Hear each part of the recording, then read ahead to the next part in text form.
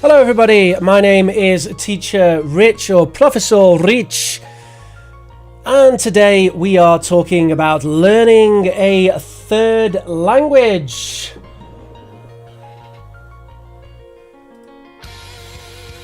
Hello to everybody in the chat. Make sure that you smash that like button.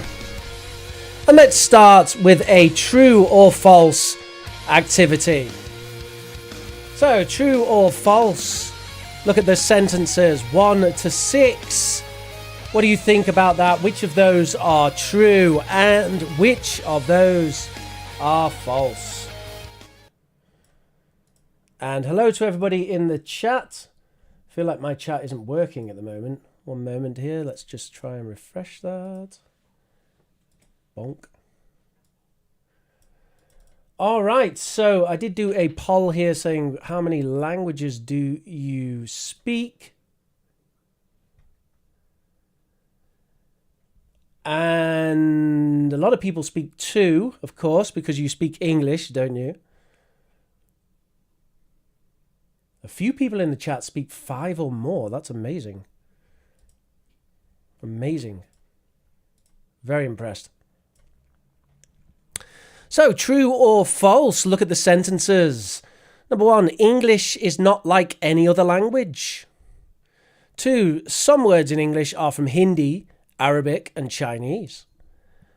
3, lots of words in English and Italian or Spanish look the same, but most of them are false friends. Number 4, the schwa is the most common sound in English, Spanish, Japanese, and Portuguese. Number 5, English, German and Dutch all have similar modal verbs. And number 6, compound nouns are unique to English. Compound noun like headphones. Head plus phone, headphones. That's a compound noun.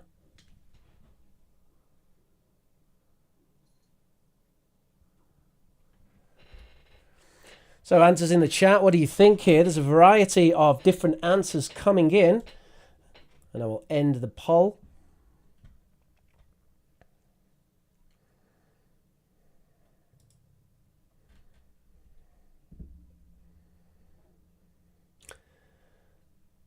Riadul says, I speak 3 languages, Bengal, Arabic, and English. Interesting.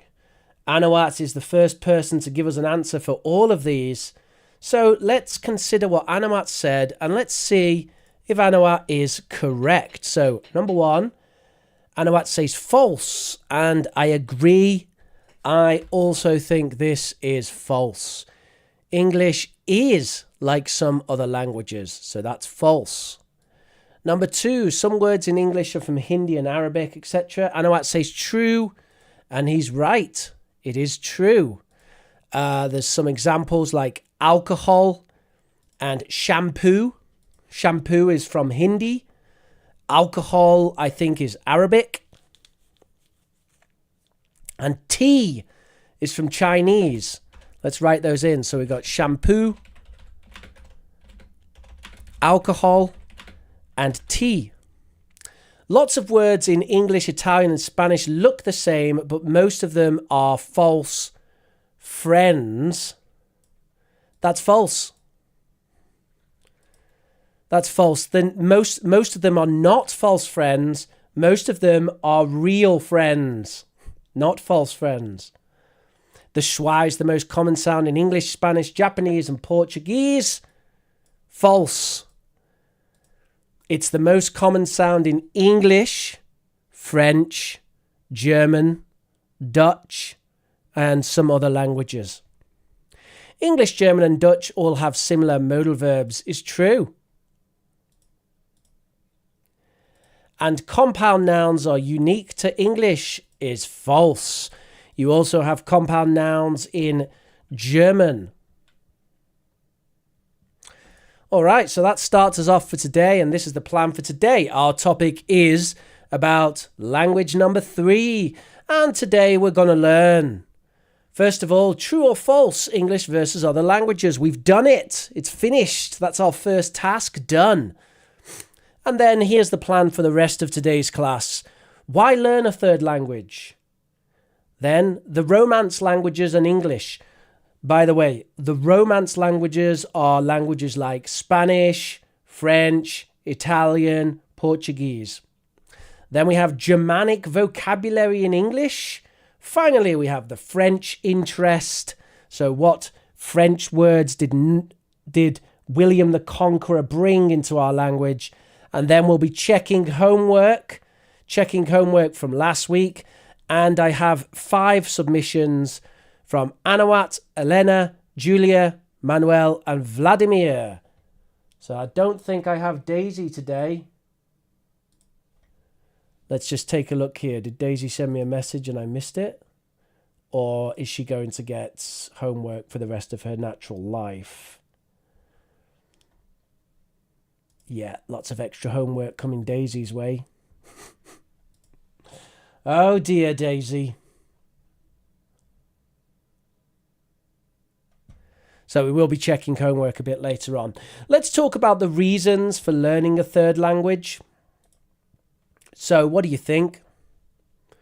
Why learn a third language? English is enough, right? Why do you need to learn more? It's hard enough learning English. Do I really need to learn another language? What do you think?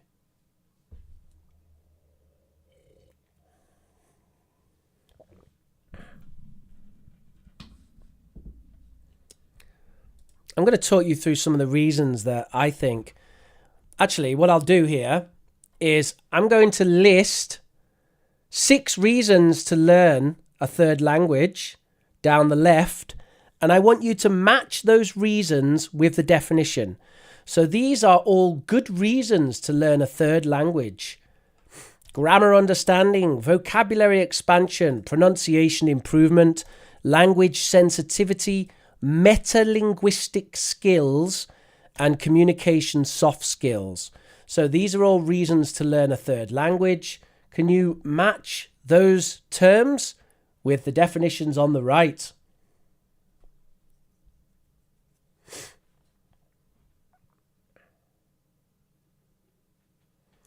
The more the better, says Zoya. And Maria says, hey, for enjoyment. Kat says, what's the easiest language to learn? Well, Kat, that actually depends on what your language is. So if your language is Italian, then the easiest language to learn is Spanish, probably. But if your language is Chinese, or let's say Cantonese, then the easiest language to learn could be Vietnamese or Japanese. If the language that you know is Turkish, then maybe the easiest language to learn is Arabic. So the easiest language to learn depends on your native language. The easiest language to learn depends on your native language. So we're getting some answers in already. Julia's put one in there. 1B, what do you think? Is that right? Ashley Chen says, question mark. Germans normally have a higher level in English, says Ashley. Well, we'll talk about that, Ashley. There is some reason for that.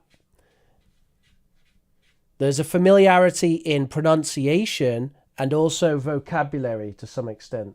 Gingy, stop doing that, Ginger. Come here. Come on. Gingy, come on. Ginger, come on.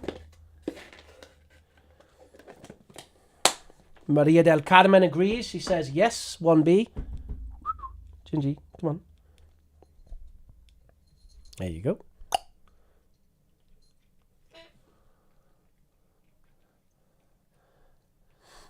And Kat says, my native language is meow meow. You can speak to this beast, can you? Hey? Hey?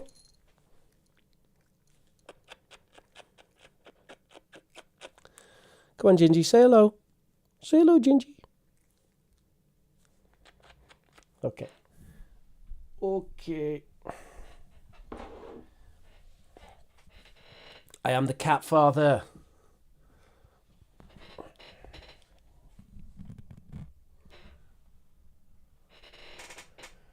Kat says, I can't see you. Yeah, you can't see me because there's no room for me. I will reappear in a moment. Let's have a look at the answers first of all. So here's the answers. Grammar understanding is the ability to correctly form structures. Grammar is really a lot about form. Vocabulary expression, the process of adding new phrases to your language. Vocabulary expansion. Pronunciation improvement is the process of better articulating a language with your mouth. Language sensitivity is understanding language and how language interacts with the world. That is not as simple as you might think. Language sensitivity is important. Basically, the idea is the more languages you learn, the more you become a language expert. Then we have metalinguistic skills. That is the ability to analyze, discuss, and learn language better. Metalinguistic skills. Basically, that's the skills to analyze and talk about language. So you learn things like meaning from context, skimming, scanning, listening for gist, decoding, parsing, connected speech, weak forms. All of these metalinguistic skills which enable you to be a better language learner. And then we have communication soft skills, and they are basically interpersonal abilities. Communication soft skills. Soft skills are the ability to communicate better with people. So learning a language has really a lot of advantages. Let's move on then. We're going to talk about the Romance languages. So I will use Spanish as an example here. I'll use Spanish as an example, but basically this applies to Italian and to some extent Portuguese as well. And I'm going to show you a list of prefixes that are in English and Spanish, and the meaning of the prefix, and also an example of a word using the prefix. You'll notice that there are 6 parts of this table which are covered by a Union Jack. Type your answers in the chat. What do you think the hidden words or prefixes are? Look at the table and type your answers in the chat. There's 6 of them. These are prefixes of common prefixes between English and Spanish. So, for example, in English, when we say re, in Spanish, they say re, right? So we've got revisit. Revisit. And actually in Spanish, they probably say volver a visitar or visitar de nuevo. But you could also say revisitar, and Spanish people would understand that, right, Miguel? Manuel? Almost called you Miguel then. Sometimes I want to say Miguel because your name Manuel Gordillo, and it's got that g in it. Oh, repeat and repetir. Brilliant. Thank you. Thank you, Manuel. Maria says re means twice. Kind of. Yeah, Mina, you've got it. You've got it. Re means again. So revisit means visit again. Redo. I've got some other examples. Redo, revisit, rethink.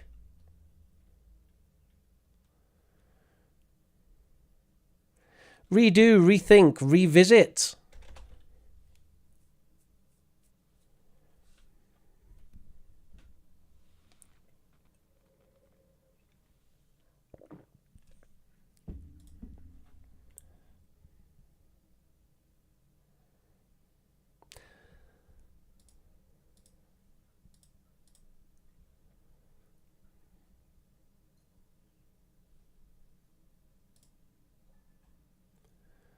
Moving down there, over in English means sobre in Spanish. The meaning is excessive. We've got overdo, also very similar, overeat, overthink. Then we've got pre in English, which means in Spanish we say pre. The meaning is before. And what about an example? My cats are complaining now because they can't get outside.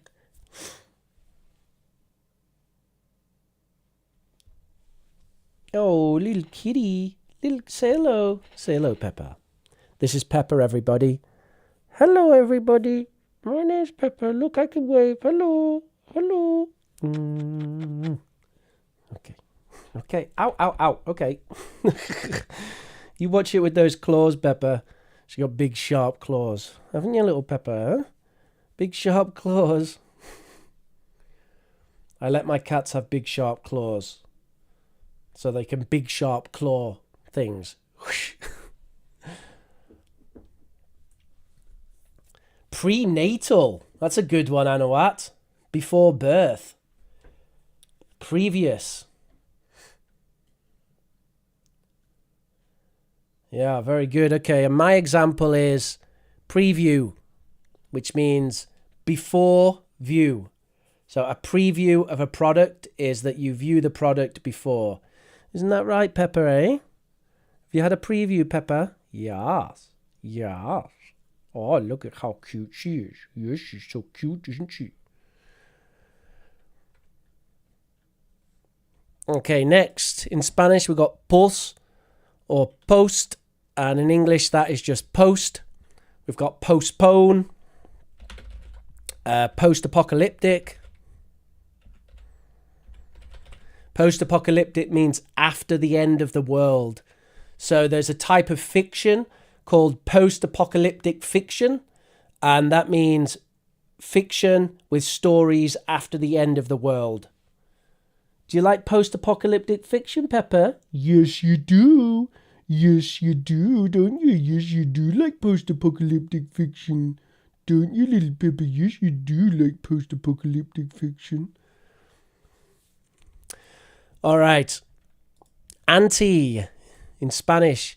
Anti.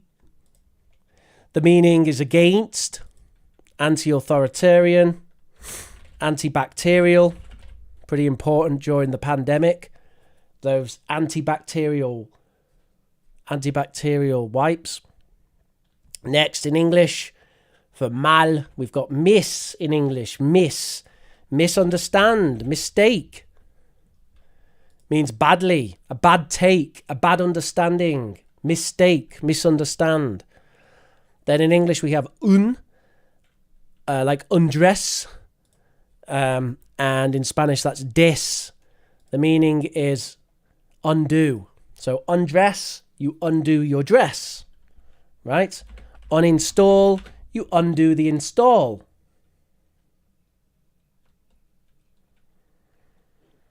Can anyone think of another?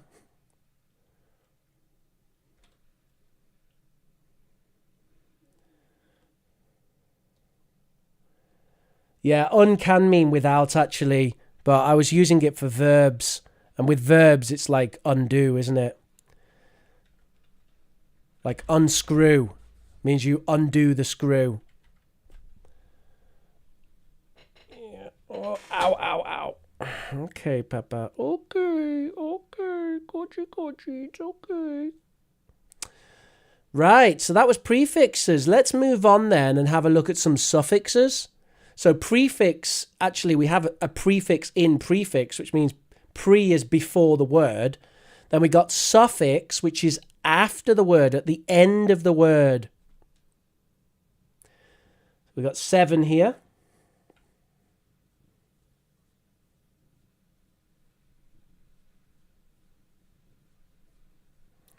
Pepper's having a great time. Goodbye, Domenico. Have a nice flight. When will planes have Wi-Fi?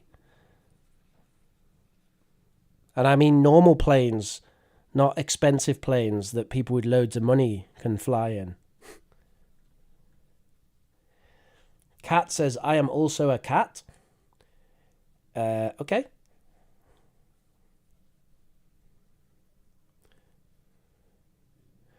Wait a minute, Cat.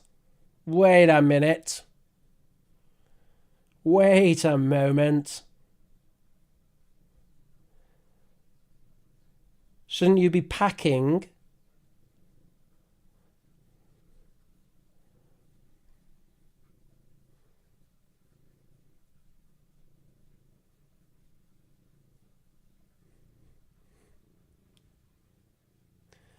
So have a go with that, folks. I'll just give you a few minutes. I'm going to have a taste of my coffee.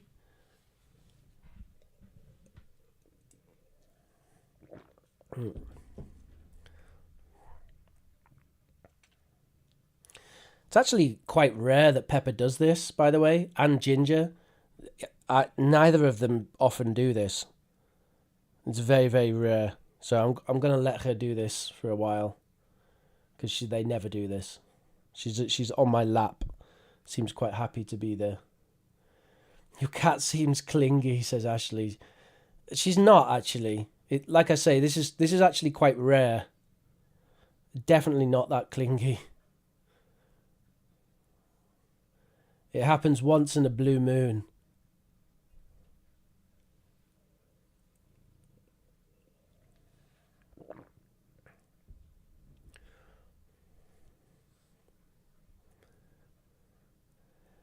Poreless is not a word, Maria del Carmen, but that's nice try, but not quite. Not poreless. You could say povertyless or moneyless. All right, are we ready to go through these? Do you want one more minute? One more minute to get your answers in, everybody.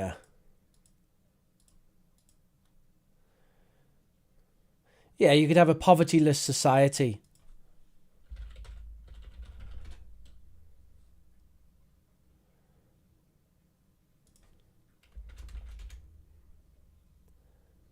Penniless. That's a strong one, isn't it? Penniless. Do you know penniless?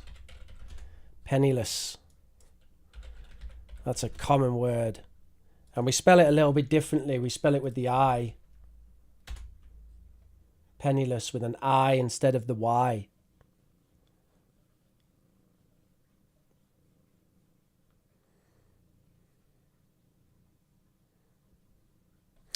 All right, let's have a look here. So, in Spanish, sin, meaning without.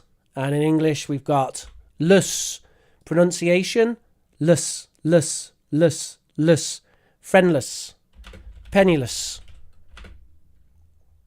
Helpless. Lus. Okay, and then in Spanish, ador. And in English, or right? Speaker, actor, teacher, Then in English, li, or li. And in Spanish, mente. And the meaning is it's the adverb form. The adverb form. Unfortunately, happily, quickly. Then we got el, or in Spanish, al. The meaning is a noun. So we got fundamental, fundamental.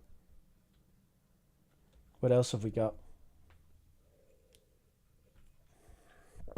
Rental.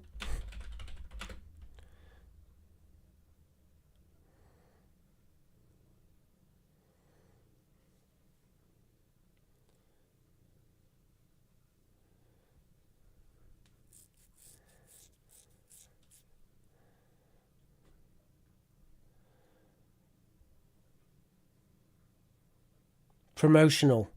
Thank you. Oh no, that wrecks everything. There you go. Rental and promotional. All right, and then we've got shun. Shun. In English, the pronunciation here, shun.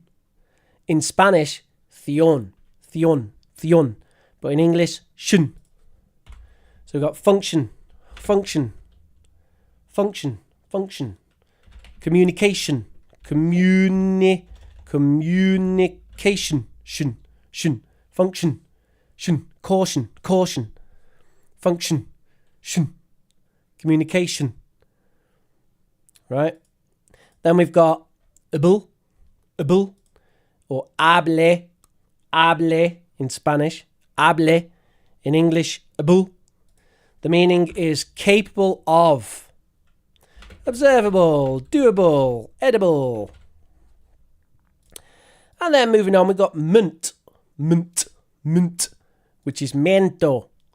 And that's a state noun. For example, parliament, government. So in English, if it ends in munt, that's actually a noun.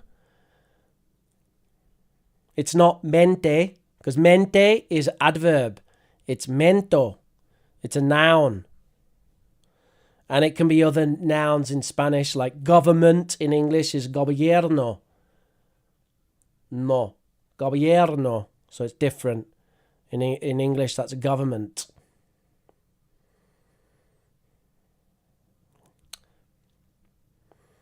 Pues el gobierno se me vuelve loco. Is that right, Manuel? Me vuelve loco el gobierno, ¿eh? ¿Y qué hacen esos? Okay, enough. All right, so there's the suffixes. So lots of prefixes and suffixes, similar in Spanish and English. So, of course, learning Spanish or Italian could be a great move for someone who wants to learn a third language, which will help improve their English. Let's move on then to German. So Germanic vocabulary. So here we have a table. We've got some German words like singen, kommen, sehen, geben, essen, trinken, haben, machen, bringen. These are German words. Do you know what the English words are?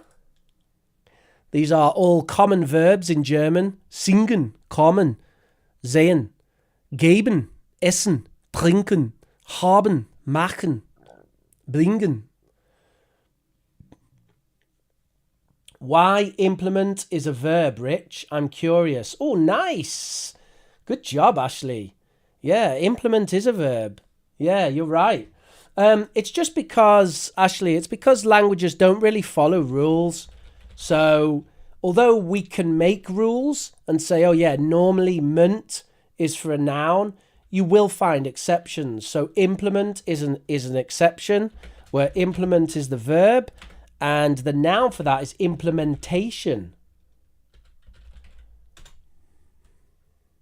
Actually, there's a few more, isn't there? There's complement as well, which is a verb and a noun.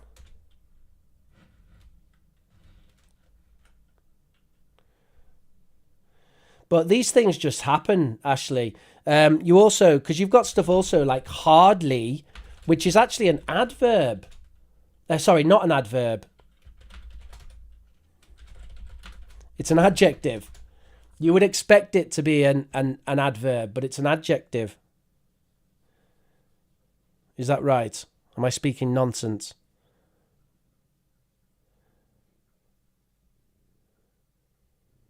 I might be getting mixed up here. Just let me think about this.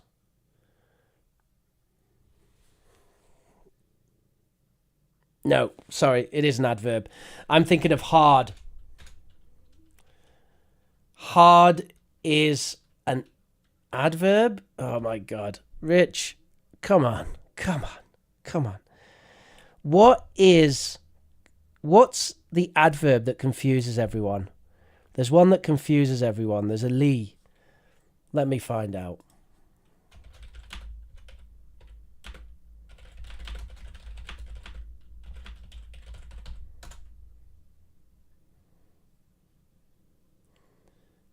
Friendly, likely. That's the ones. Friendly and likely. Friendly, likely. These are adjectives. Okay. So you could also say, why friendly, likely? Why are they adjectives? That's confusing, right? Because they end in ly and you think, wow, should be adverbs. And ugly as well. Ugly, friendly, likely. And the answer is languages are not logical. So when we try to put rules on languages, it's just an estimation. Okay, our rules are based on common observations. They're based on kind of things that are normally true. But really, languages don't have any rules. Languages do what they want. So there are exceptions. Isn't that right, Pepper? Yes, it is. Coochie, coochie.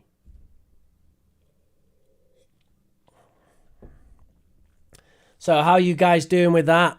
Number one, we got singen. Singen. Singen. Singen is, of course, sing. Then we got kommen, which is, of course, come. We got sehen, which is see. We got geben, which is give. We got essen, which is eat. Trinken, which is drink. Haben, which is have. Machen, which is make. And finally, bringen, which is bring. So you can see that learning German could be very beneficial to English vocabulary because we have a lot of verbs, common verbs, which are shared with German. In addition, the pronunciation in German is quite similar to English. The main difference between German and English is the sound. So in German, they say r. And in English, we say right? So rich versus riken or rikal, restaurant, instead of restaurant. All right, let's move on to our next section. We're going to talk about French. So we're thinking about William the Conqueror. There's loads of French words that exist in English. Many of these words relate to fine things like power, government, expensive things. And that's because when the French conquered England in 1066, all of the French people were in positions of power. So many of the words from French relate to powerful things or high society things. So look at the definitions there. Can you tell me what the words are for those things? These are all words which come from French. And I'm in the way. What am I going to do about that? I could disappear. Do I want to disappear? Maybe I could just move over a little bit. There we go. Hey, I just moved over a little bit. Can I do like a thing where I like do this and then move at the same time? I don't know. What do you think, folks? Do you know what English words come from French? Pavia says, weird looking rich. All right, Pavia. Honestly, I think you're the only person in chat who actually likes the beard. But okay. Kat says, what does the British flag mean? The British flag is just covering what you need to answer, Kat. So you need to tell me the answers. What's under the British flag?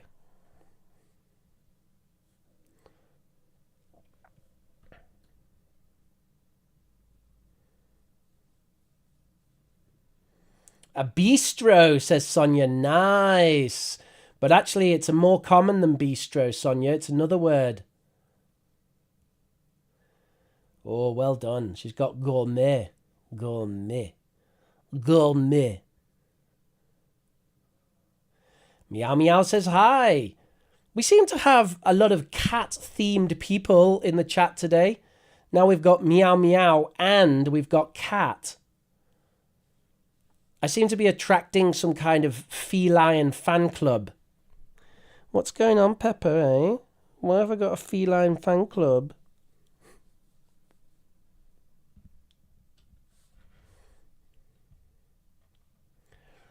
I'll just give you guys a few minutes to do that, just to remind everyone what we're doing. These are words from French in English. Words in English which are from French. And of course, we're using the Union Jack because France should belong to the English by right.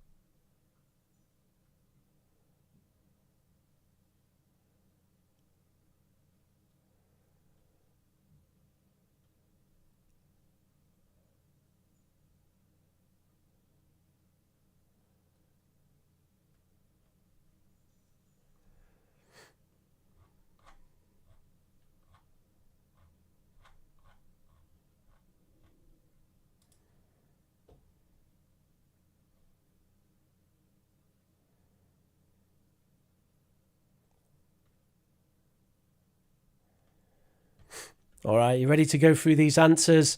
So a small restaurant where beverages, by the way, beverages is also from French. Beverages. It means a drink, basically. Drink is the German and beverage is the French. So a small restaurant where beverages, primarily coffee and light meals, are served. That's a cafe. A cafe. A person who operates a business, that's an entrepreneur. This is the English pronunciation. Entrepreneur. Entrepreneur. Entrepreneur. Do we have any entrepreneurs in chat? I am an entrepreneur. At least I try. Great quality food. We've got gourmet. In English, gourmet. Gourmet. Pavia says, what are we doing? Learning a new language? No, Pavia. We're learning how learning a third language can help your English. So we've looked at Spanish, we looked at German, and now we're looking at French. And this is how a third language can help your English. Then number 4, an establishment providing accommodation. That's a hotel. And then number 5, a large lake used as a source of water is a reservoir.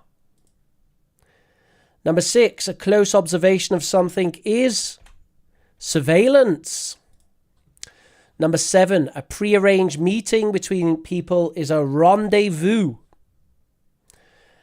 Number 8, an overused idea is a cliche. And people use that a lot. Well, Riadul, I'm not sure it's correct to call them loan words. They're kind of loan words. By the way, you've misspelled loan there. It's loan words. They're kind of loan words, but you understand these words have been part of English for 1,000 years. 1,000 years. William the Conqueror came to England in 1066. So I don't think it's correct to call these loan words anymore. I think now they're just words, right? And then number 9, a man or a woman who's engaged to be married is a fiancé. Fiancé. So these are words that have a French root. Yasin says, hi, how late am I, Rich? Super late. You're really, really late. Right, everybody, so that's kind of our class for the day. We're going to move on to homework checking now. This is homework, checking the homework from last week. So while we check the homework from last week, if you have any questions about learning English, you can think about those, and there will be time to ask me questions about learning English after we have checked the homework. So the homework task was, of course, job interview questions. I gave you some job interview questions to listen to, and I wanted you to answer those job interview questions. We're going to start with Zanawat, who changed his name to Zanawat so that he's last in the order, but I've changed it back to Anawat. So let's have a listen. Here we go, Anawat.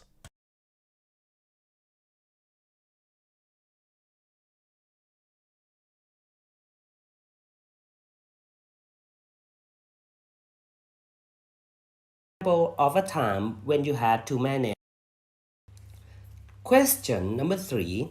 Give an example of a time when you had to manage multiple projects simultaneously. How did you ensure they were all successfully completed? My answer: that reminds me of when I was a sales manager in my former company. I was responsible for achieving sales targets in the upcountry area, overseeing a team of 5 representatives. I had to lead, organize, and monitor my team to meet our sales goals. One day, the CEO wanted to launch a customer database program to identify potential customers, optimize call visits per day, week, and month, and assess the effectiveness of calls. However, the IT manager lacked customer knowledge and sought assistance from the sales department to create a user-friendly platform. The CEO requested a volunteer from the sales department to lead the project. At the time, every sales manager had been overwhelmed with their work, including myself. But I decided to take on the challenge because I enjoy pushing my limits. I'm the type of person who is ready for a fresh challenge with a new forward thinking and exciting project. So, I collaborated with the IT manager, planned the platform, and established a timeline for each step to monitor progress until its launch. I designed a questionnaire to identify potential customers, set call visit objectives, defined call targets, and collected all necessary data for the IT manager to input into the software. We continuously discussed and evaluated the data until we were confident the software could analyze customer data effectively. At the same time, I managed to deal with problems in my team, such as expanding into new markets, customer complaints, product problems, and shortages. After 6 months of going the extra mile, the project was successfully launched, and I still met my team's sales targets. At the end of the year, I was awarded Sales Manager of the Year for my dedication to this project. The company awarded me £1,200 and a 1 week incentive trip to Germany. In this case, hard work truly pays off. Anawat, that was phenomenal. Is that a true story? That was amazing. Like if you if I was interviewing someone and they gave an answer like that, I mean, you'd be like candidate number one. It sounds so good. The English was fantastic as well. You can see about halfway through, I already ran out of space for writing down the buzzwords and the nice vocabulary, but the second half of that was full of excellent vocabulary as well. Really good, like buzzwords, really nice vocabulary. So yeah, just excellent. I don't have any negative things really to say about that. Some minor issues of pronunciation, but I'm not going to pull them up. It's just overall, I think as a hiring manager, I would be very impressed with that kind of answer. So absolutely fantastic there, Anawat. Really good. And yeah, I don't have any further comments. So I recommend everyone listens to that again, actually. And if you join our Discord server, which is bit.ly/inglearnchat. Join our Discord server.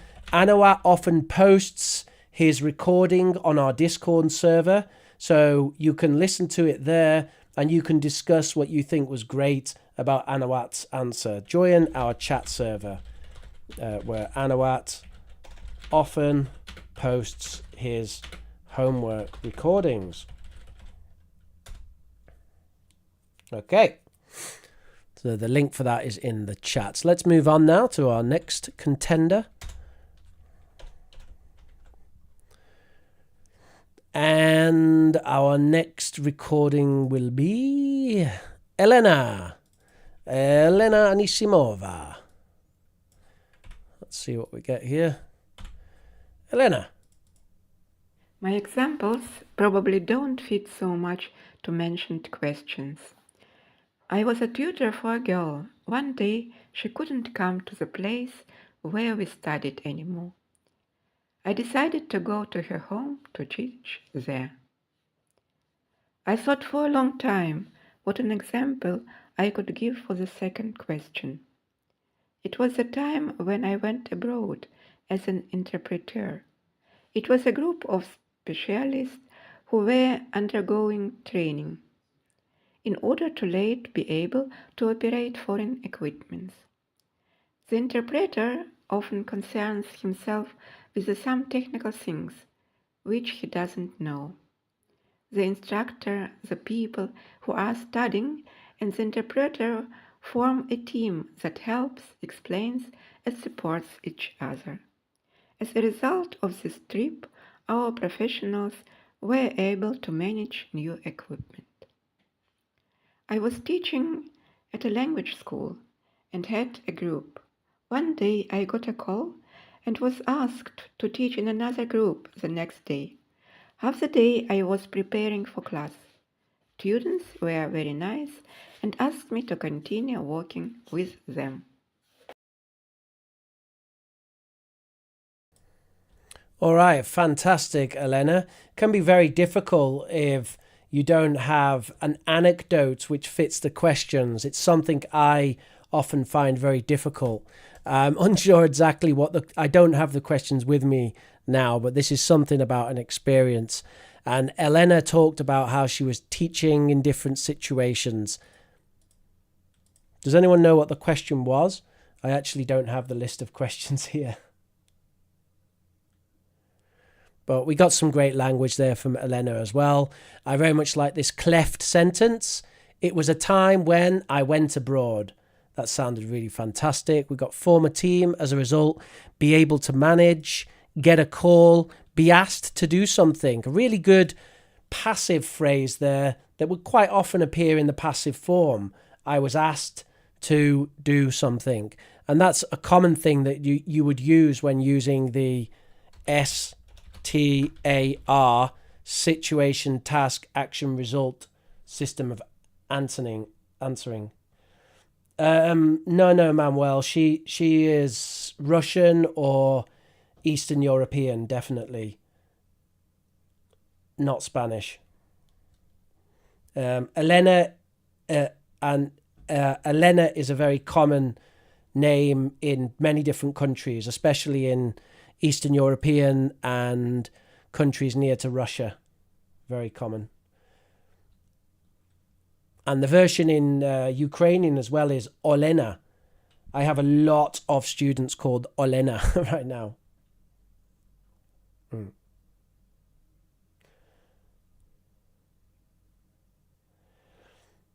Guys, if you can't remember the occasion, is it okay to make up a story? I actually think, Yasin, that doesn't work very well. And that's a good thing to talk about Elena's story there. You could tell the story is real. And that is far better than a story that's made up. Stories that are made up don't land. Unless you're a very good liar. Most of the time, they don't land. I can't move my hand now because my cat, Pepper, has got her paw. Can you see? You see her paw? She's got her paw on my hand, so I can't move it. Okay, anyway. All right, let's move on. Thank you very much, Elena. Very much appreciate your contributions. And very, very clear accent as well, Elena, doesn't she? Very, very clear to hear what she says. Let's move on. Let's have a listen to Manuel.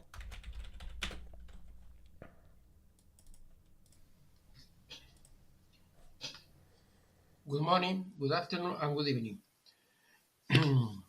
Here we go with the tax from the Professor Rich about how was the last that I have to deal with a problem and how I solved this one. Well, let's go. I remember when I was working, one of my part of my job is deal with their workers. One of them have a problem. Why? Because he was being embezzled in the company. He was embezzling the company and he have fraud nearly 100,000 euros. Well, the problem was the member of the important staff, one of the CEO. So just some explanation here for people. So basically, Manuel has said there's an imbecile. Imbecile, the word does exist in English, but in English we probably would say idiot. Be careful that this word is obviously insulting, so be careful how you use it. And he said something like they throw a lot of money. Now that's not quite the correct English there. we'd probably want to say that they lost a lot of money for the company, something like that. I was called to the CEO Dex office, and she was talking with me for longer. I was working like the human resource. So there is a problem. We want that this news never was like a spread about into the member or the staff member of the company. So So it's worth me talking there about a Spanish thing that Manuel's doing. He said, we want that something happen. So that's Spanish grammar. And in English, we don't say that. In English, we say, we want something to happen.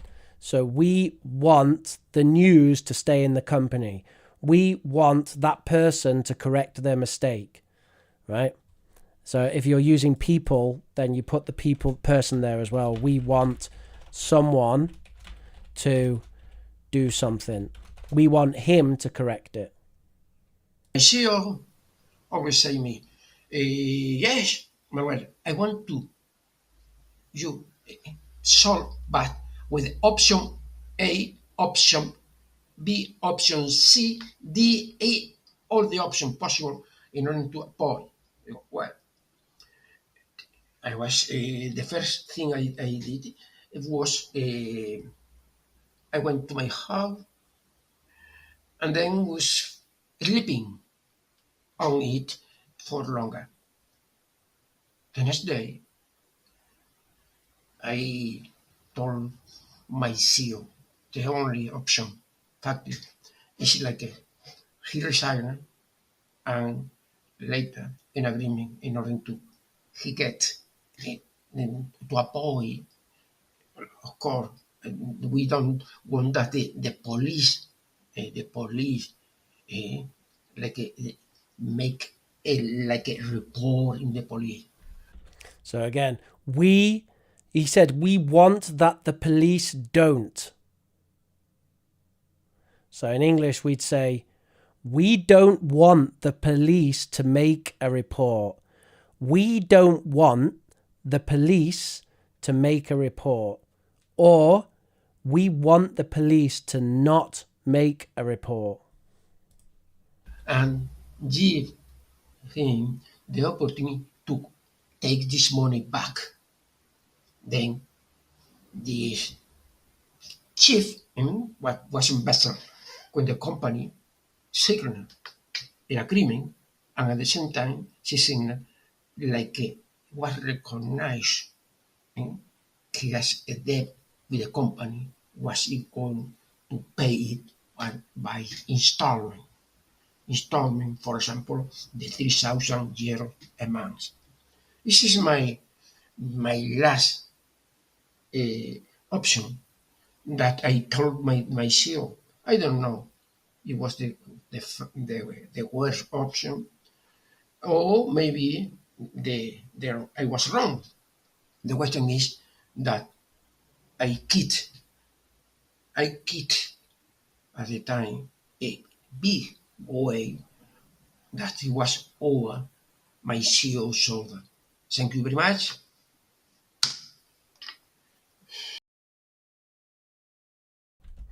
All right, fantastic. Well done, Manuel. Very complicated situation.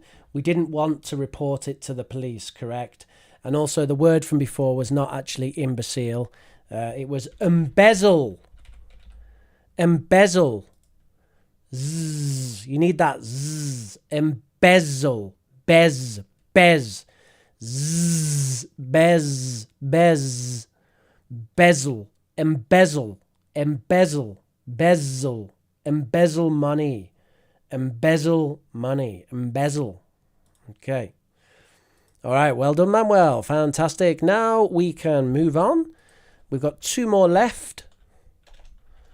And we're going to move on to Vladimir. Instance when I went above and beyond the customer's needs.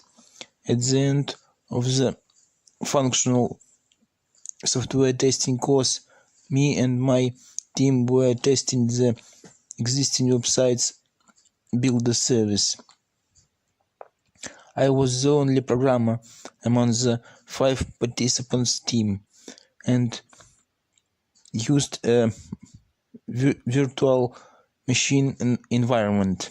Our other testers were afraid to use virtual machine and didn't trust my bugs in the result. On the next day or two, my bugs were corrected together with some other bugs of our team. Then our course teacher said that customer has a right not to inform testers if something was corrected during the testing. When you're saying connecting boxes to each other, Vladimir, do you mean the computers? What do you mean? I'm a bit lost with that. Connecting boxes to each other. Our team had the biggest number of tests. The hardest part for me was when we were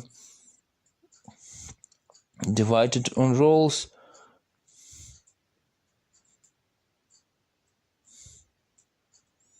and I was a lead tester because by that time there were almost no critical or major bugs or errors.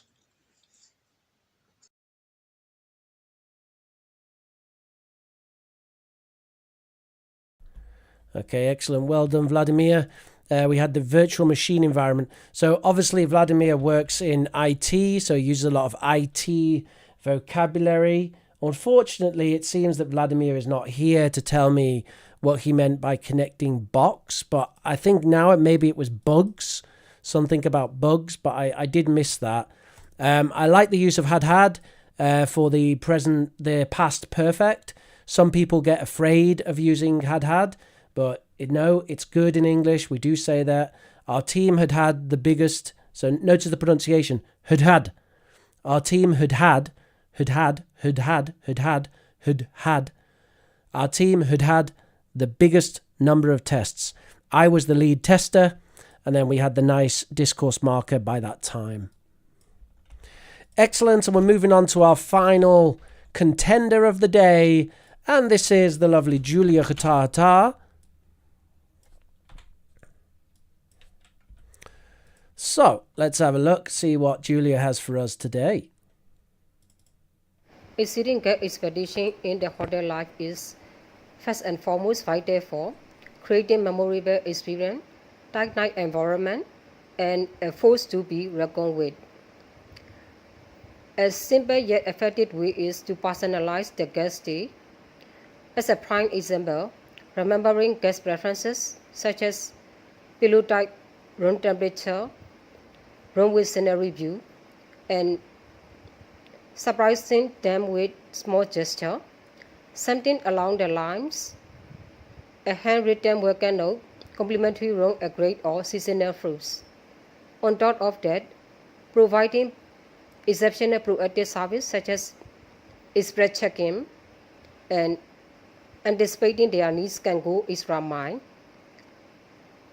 Striving in excellence in cleanliness, comfort, and amenities are also essential and paramount importance. One of my first-hand experiences where I went above and beyond to meet a customer needs was that I assisted the non-in-house missing luggage in the public taxi, in cooperating with our security team in the face of seemingly insurmountable challenges, having a glimmer of hope. After we jumped through hoops, the customer restored it back smoothly and seamlessly on the same day. To show her instant gratification, She commented and extolled the virtue of our excellent service on our hotel social media platform. My viewpoint is that I find it difficult to rule out the request from my working colleague. Prioritizing and coordinating it by virtue of a myriad of tasks in my hand, while I had time constraints and a lot on my plate. Given the fact that I'm conscientious, helpful, and empathetic towards others, they are always take it for granted to me. In the end, I'm overwhelmed with all of it, and it will bring me the disadvantages in my personal life, to say the least. My work-life balance began unbalanced and outweighed my personal one. Moreover, I'm the woman of modest means but boundless imagination in my personal life. In the contrary, I am the outspoken and quick-witted individual with fervent imagination, thinking out of the box in the complex phenomena when it comes to my work life. All right, thank you very much, Julia. Some excellent vocabulary there. Thank you for the correction, Yasin. You're correct. It should be strive for excellence in something. And I made a mistake with some of the spelling, but I've corrected that there. So absolutely excellent. Julia has really good discourse markers and excellent vocabulary. There could be a little bit of improvement when it comes to pronunciation, Julia. That's definitely the area of improvement for you. You might want to have a little look at connected speech, because I noticed you said more over, but in English, in British English, we actually link that. So when a word ends in the R, but the next word begins with a vowel, we say moreover. We put the R in, moreover. Yeah, so another example of that might be if we say something like,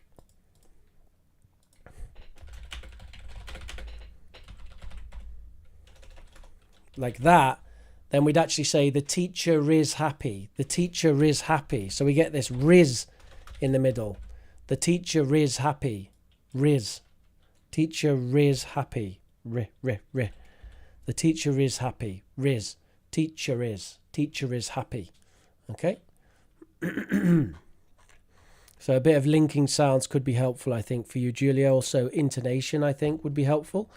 Your vocabulary is really excellent. I imagine that you spend some time writing in English because you have a lot of excellent discourse markers that strike me as being used from written English. So well done. Absolutely fantastic. All right, everybody, we are going to move on to... We're going to move on to some question time. I just want to let my cat out. So just give me 1 second. But we will move on to question time now. So any questions that you have about English, then you can ask those now. And I'll be right back.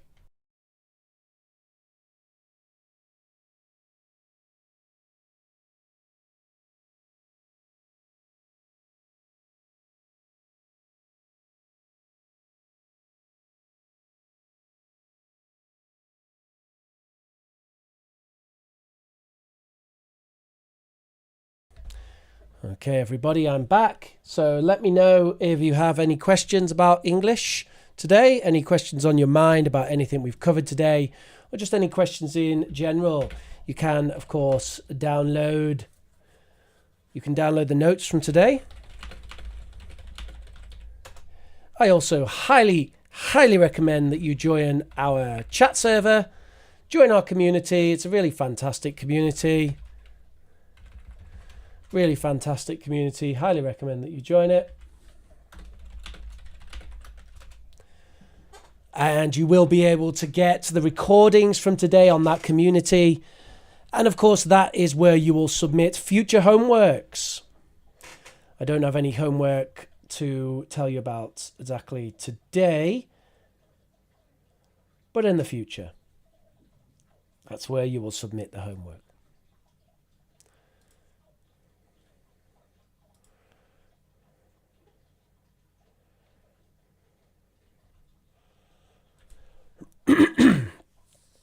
Anawat says, I get tongue-tied when I speak English for over 5 to 10 minutes. How can I get over it? That's a great question, Anawat. Let's talk about that.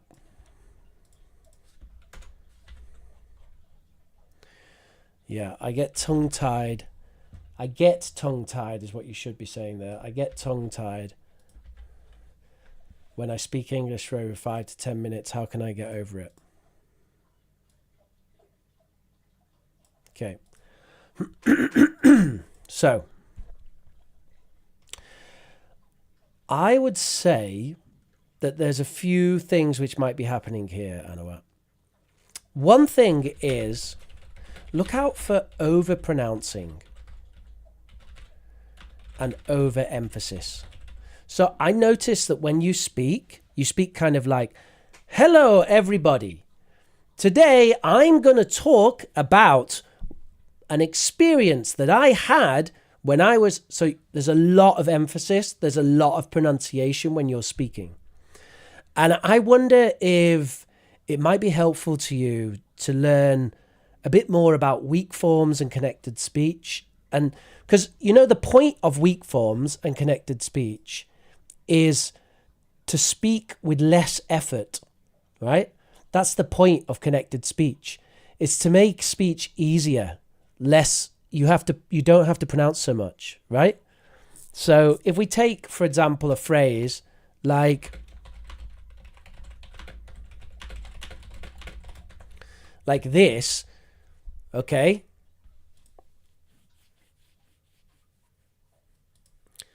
You shouldn't have said that to her. That's a lot of over-pronunciation. Now let's look at the natural way to say it. You shouldn't have said that to her. You shouldn't have said that to her. You shouldn't have said that to her. You shouldn't have said that to her. You shouldn't have said that to her. I'm even saying to her. You shouldn't have said that to her. Oh, you shouldn't have said that. You shouldn't have said that. You should have come to the party. You shouldn't have said that. You shouldn't have said that. You should apologise. You shouldn't have said that. Do you see, when I'm speaking naturally, I'm finding ways to speak with less effort. And that is what connected speech is. And it's hitting the content words, but not overpronouncing. So you might want to have a little think about that. That might be one of the reasons why you're getting worn out. Okay. What else could we think about?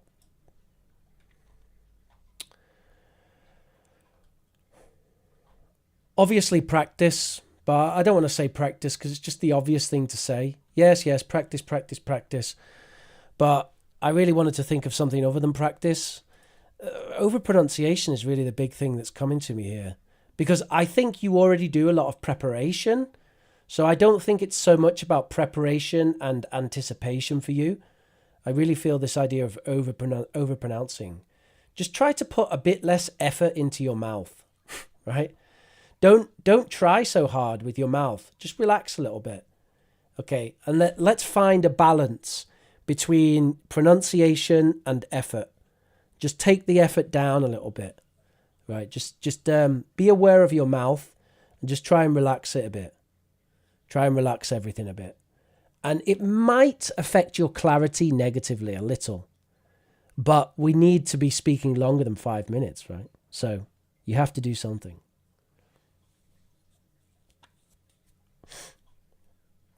So that's really my only advice. I put one, but actually I'm just going to leave it at that.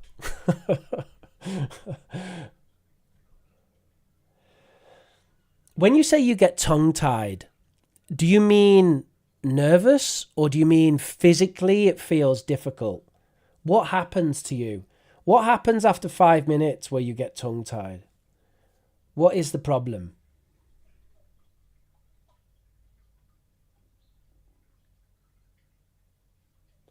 Fluency and speaking fast are two different things. Yes, I agree, Yasin. That's true. Because you can still say this in a natural way without saying it too fast. Like this. You shouldn't have said that to her. That's not fast. That's slow.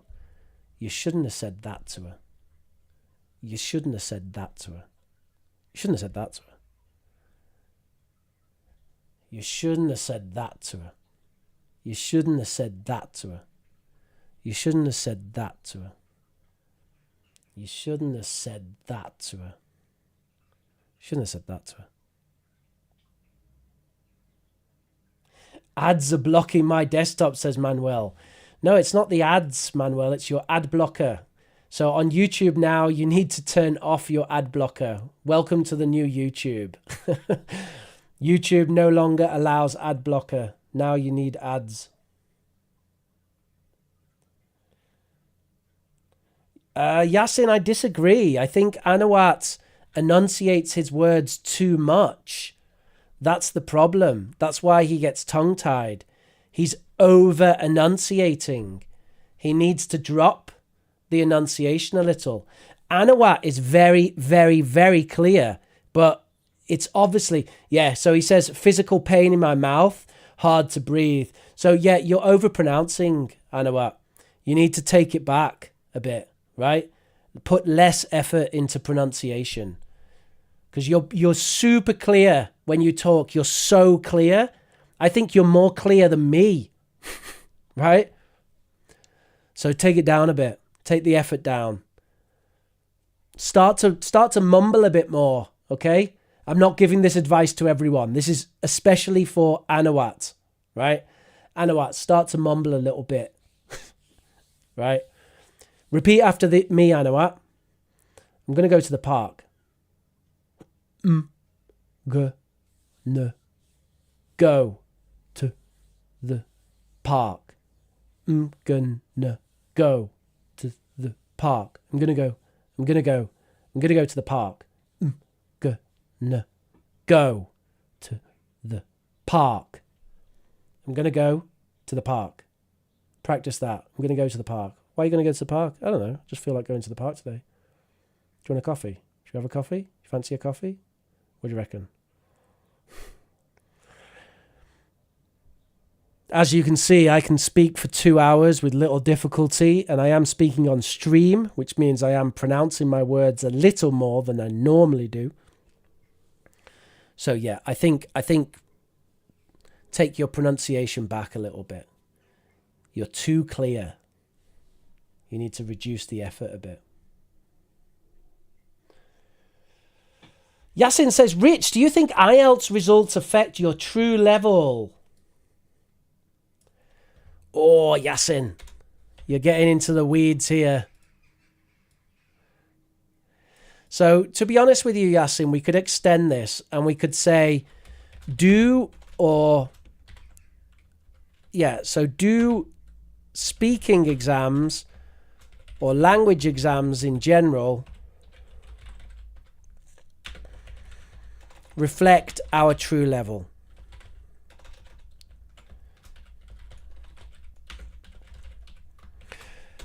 This is a very difficult question to answer, and there's a lot of things that we need to consider when thinking about this. Basically, we can say this, okay? Exams are not a very good way of measuring language level. However, they are one of the only fair ways of measuring anything, actually. So a university needs to know what level someone's language is, because they need to know that someone has the English level to study at their university. So we need something to test that. Now, we could put you on a course with a teacher for 20 classes, and at the end of the course, the teacher, like me, could say, this is your level. I know that because I've taught you for 20 classes, and I'm a professional language teacher, and I know what your level is. And that would be more accurate than an exam, right? By the way, that is called formative assessment. So formative assessment is a good way of measuring language level. However, it can have some problems with fairness and subjectivity.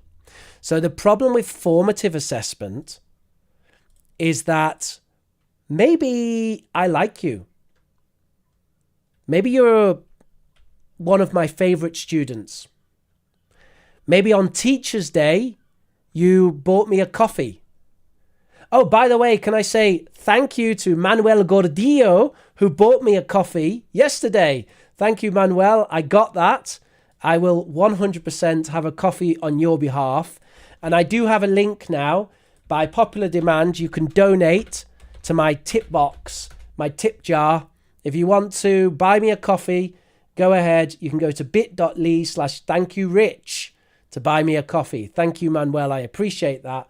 The reason I put that together is some people had problems with YouTube Super Chat. So I put that together. Anyway. So we have this contrast between exams and formative assessment. And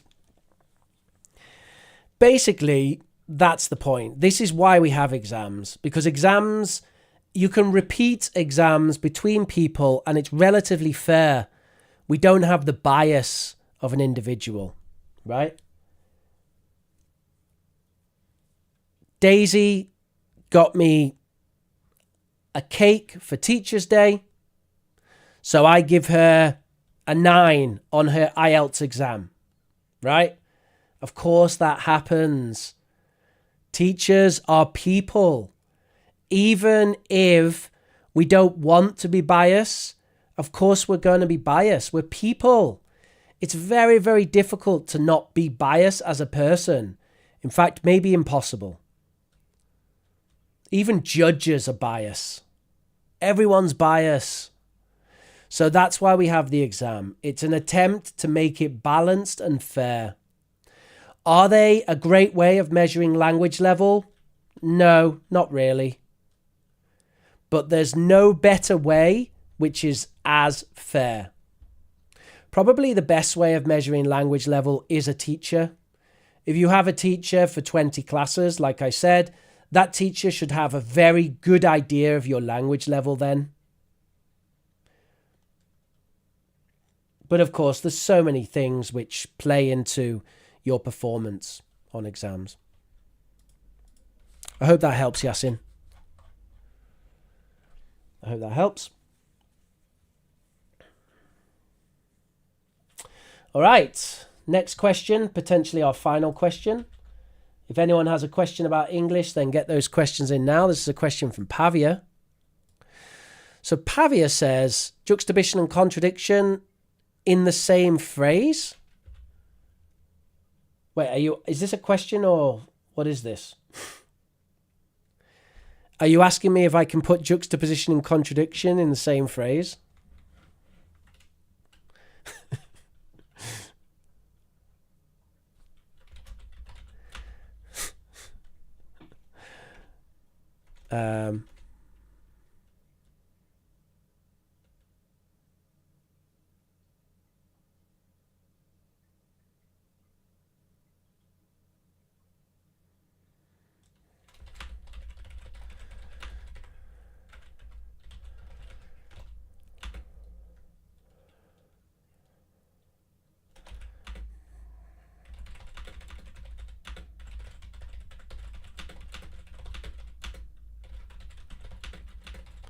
There you go, Pavia, get onto that. I intentionally juxtaposed minor and major contradictions in order to elucidate my point. I intentionally juxtaposed minor and major contradictions in order to elucidate my point. And there is a difference between minor and major contradictions. Minor contradiction, for example, would be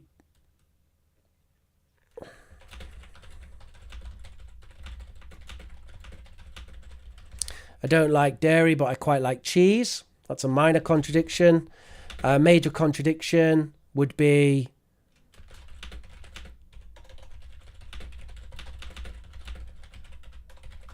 This four-sided object is a great triangle. So there are a difference there between minor and major contradictions. We might also call these empirical and rational contradictions. So this one here is like an empirical contradiction, and this is a rational contradiction, something like that.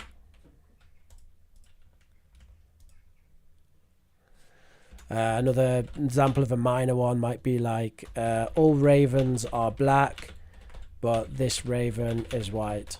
That's another minor contradiction, because that can be true. What color are ravens? Just get rid of the all, just say ravens are black.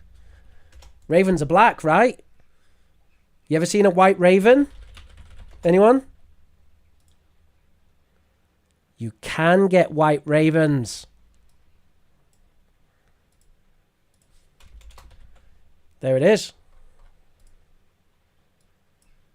A white raven. So all ravens are black, except there's a white raven. Now, I can show you a white raven, because although ravens are black, there is an exceptional circumstance which means that sometimes you get a white raven. However, can you show me a four-sided triangle? Good luck with that.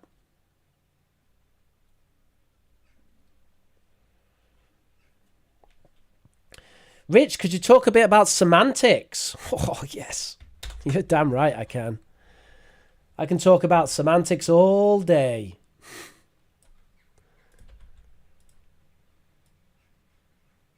So, semantics.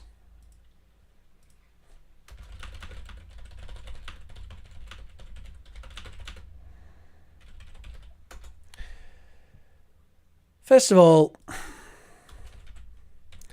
semantics is a fancy name for meaning, right? So when we talk about semantics, what we really mean is what things mean. What does this mean? This is a semantic question. Okay? And semantics are often contrasted with syntax. Semantics and syntax. So semantics is the meaning of things, and syntax is the rules about how things go together. Something like that. So in terms of language learning, semantics is like vocabulary and syntax is like grammar. Basically, we could make that comparison. Semantics is vocabulary and syntax is grammar. More or less. Do you have any further things to say about semantics? Do you mean the philosophical idea, Riadul? Like knowledge, justification and doubt? Is that what you're talking about?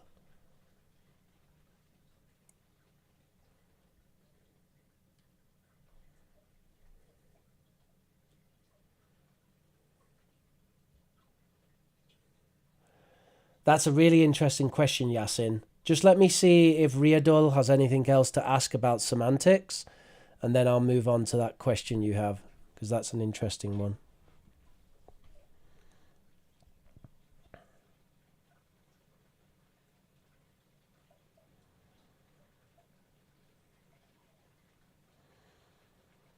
Okay, nothing from Riadul, so I'm going to move on to Yasin's next question.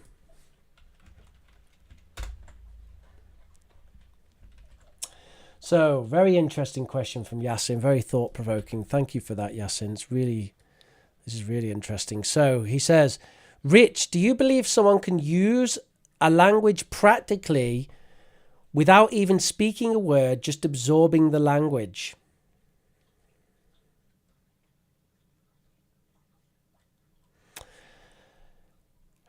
So...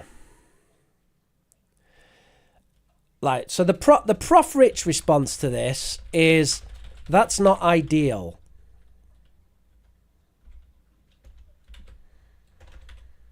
However, we do have to talk about Stephen Krashen.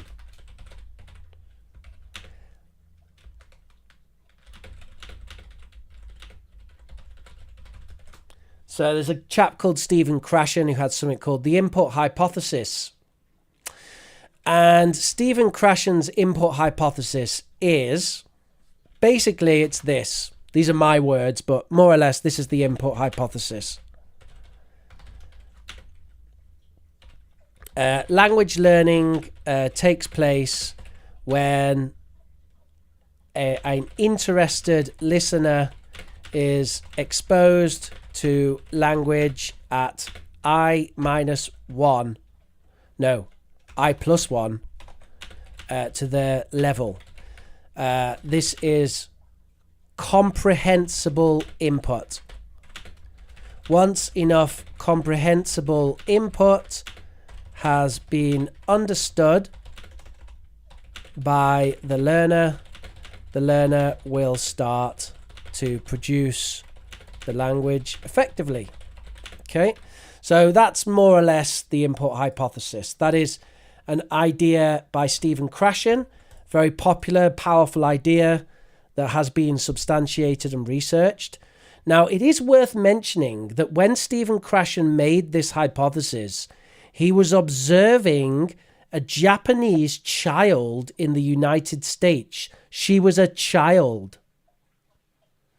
And I think that does make a difference. She was a child. I think children have more of an ability to use this input hypothesis to fully learn a language. I think for adults, it's very difficult to rely solely on the input hypothesis. So this is why I say it's not ideal. But it is beneficial, and that is substantiated. Note, there's a key point. It must be comprehensible input. I plus 1. Okay? I equals your current level. Okay? So I plus 1 is 1 more than your current level. Okay? By the way, we're not talking about Common European Framework. We're not talking about IELTS. We're just talking about a hypothetical level scale. Okay? Stephen Krashen is just saying that you need to listen to something a bit more difficult than you understand. You need to listen to something a bit more difficult than you understand. That's Stephen Krashen's input hypothesis. It is powerful, it is useful, but without speaking a word, just absorbing the language, it's not ideal. Especially for adults. The older you are, the more that your ability to produce and distinguish sounds not in your own language decreases. So children are quite good at hearing and producing sounds in different languages, but adults get worse at that. So it's quite important for adults to practice before producing, which is why commonly in a communicative language class, we will take a PPP format.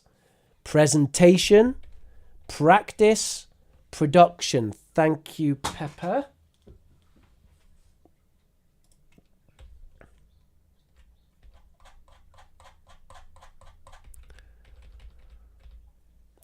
Presentation, practice, production. Notice the practice stage. Really important for adults. Adults need to practice. They need to understand the rules. They want to know why. Kids don't need all that. They just go straight to production. Boom, have a go, have a go, have a go.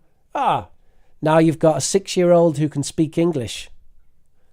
You don't need to understand how to form the present perfect. They just do it. Adults, unfortunately, do have some issues due to their brain is less neuroplastic.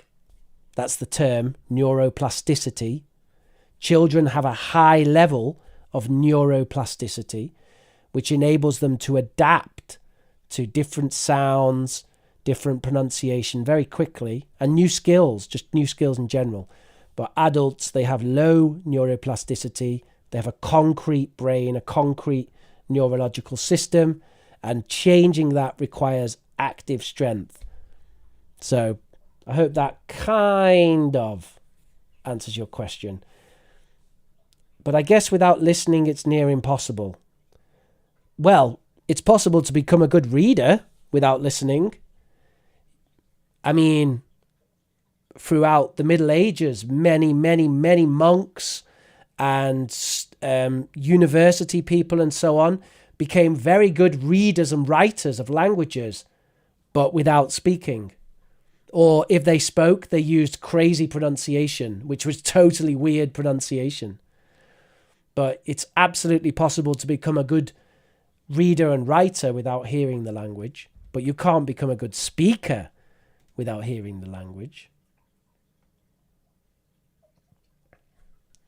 Well, that's a really interesting point, Yasin. You've said they don't care about making mistakes and being humiliated.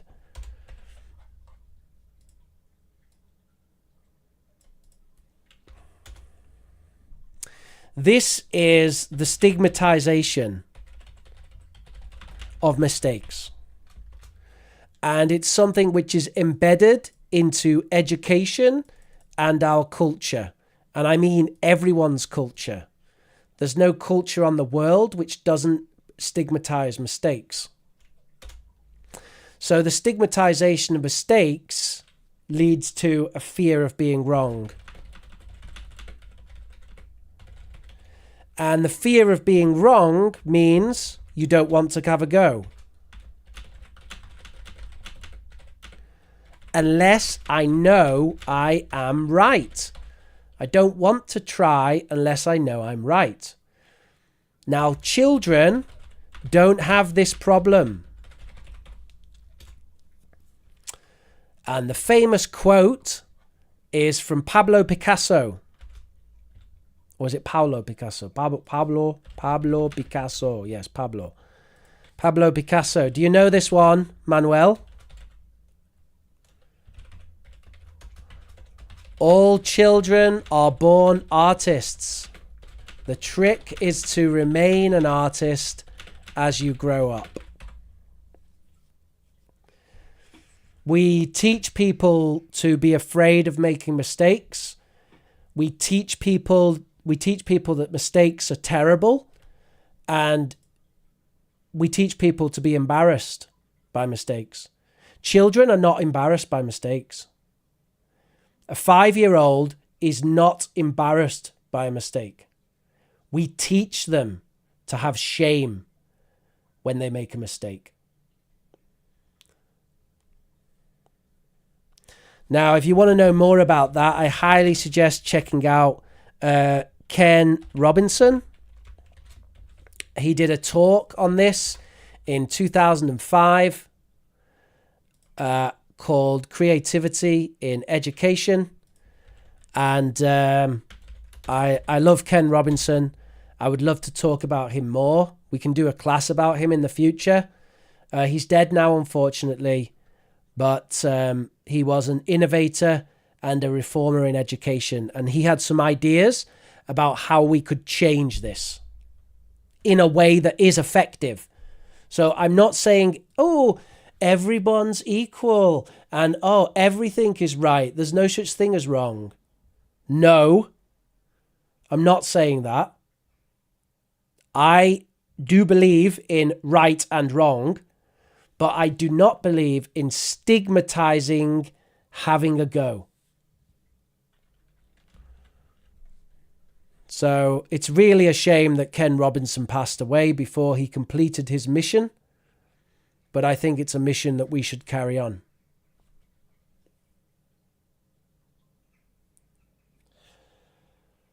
Right. Pavia says, some classmates find delving into works like Oscar Wilde time-consuming. However, if their preference is for swift reading, can this approach generally enhance their language skills? Yes, Pavia. Yes, it damn well can. What you're touching on, Pavia, is extensive reading versus intensive reading.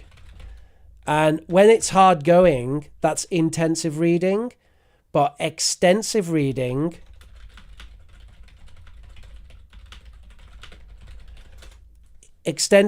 is when it's easy reading, right?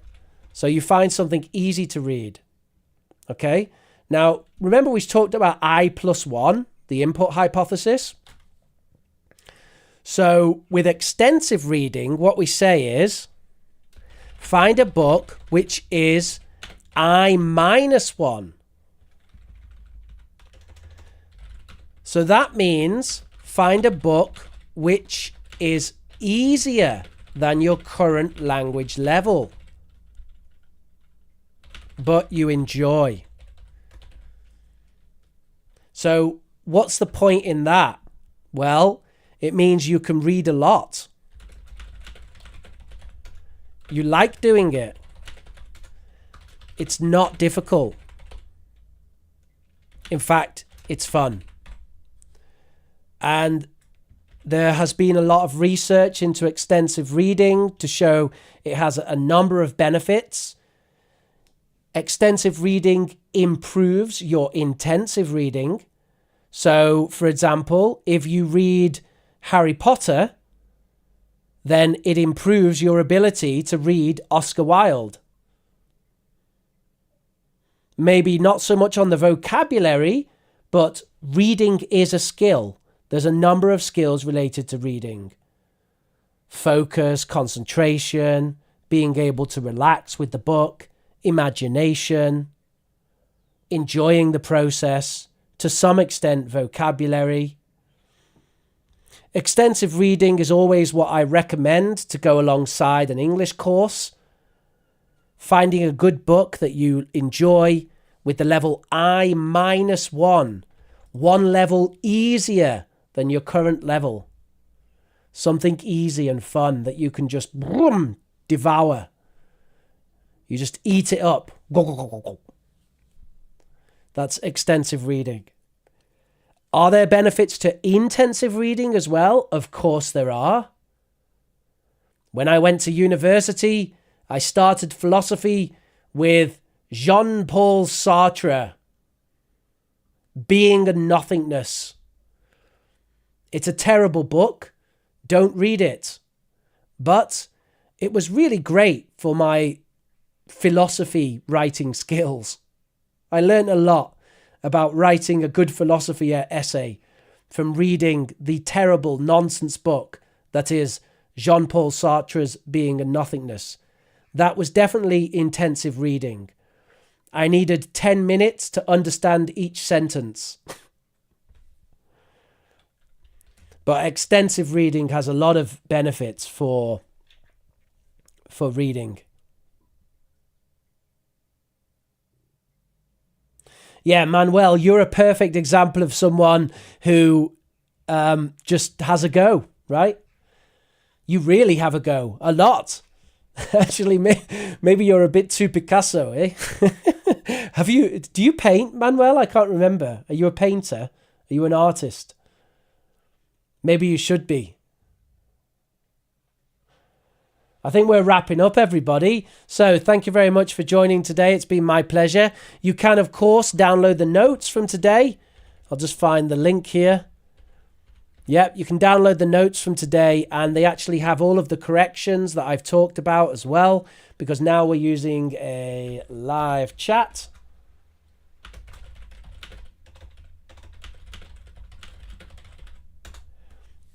Well, Pavia, you can say you don't agree with it, but you're wrong. Extensive reading is highly established as being a super effective way to improve people's reading skills. And if you tell people, oh, you have to read the difficult books, then most people give up and they don't enjoy it and they don't do it and they burn out. There's loads of studies on it, Pavia. You can look at them. The reality is maybe for you, intensive reading is better because you enjoy the challenge of intensive reading. But that's you. That's a personal thing for you. And for most learners, that's not the case. Extensive reading is better. It's been established with tons of research. Anyway, everybody, thank you very much for joining today. My name has been Teacher Rich, and we're not going to have an outro. We're just going to leave it because apparently that's the best way of doing it on YouTube. Actually, no, I want an outro. Let's have some music. Okay, let's have some music for an outro. Screw the algorithm, okay? Sometimes I just like to listen to some music. It's been a long day. Been streaming for almost 3 hours. And hey, Anawat, do you notice? My voice isn't even going yet after 3 hours. How do I manage that? I do welcome disagreement though, Pavia, so it's great. I am perfectly happy to talk about areas where I disagree. We have to always keep refining the way that we teach. There is no one way of learning English, and really this goes back to what I was saying at the start of class. All roads lead to Rome, but some roads are better for some people. What more can we say about that? Thank you very much for joining me today. Thank you very much, Anawat. Thank you very much, Riadol. Thank you very much, Irene Piatti. What a wonderful name. I love that. Irene, I bet you make a fantastic pizza. Sorry for the stereotype. I bet your tomato sauce is mwah. With a name like Irene Piatti, I want the tomato sauce from Irene Piatti. I don't want anyone else's tomato sauce. Elsa La Torre. Thank you very much, Elsa, for joining us today. I noticed you joined our Discord server, so welcome to the Discord server. Say hello, go to the chat and type hello. Hey everyone. There's lots of lurkers on the Discord server. Just get in there and say hello. Say hi. We've got a lovely community.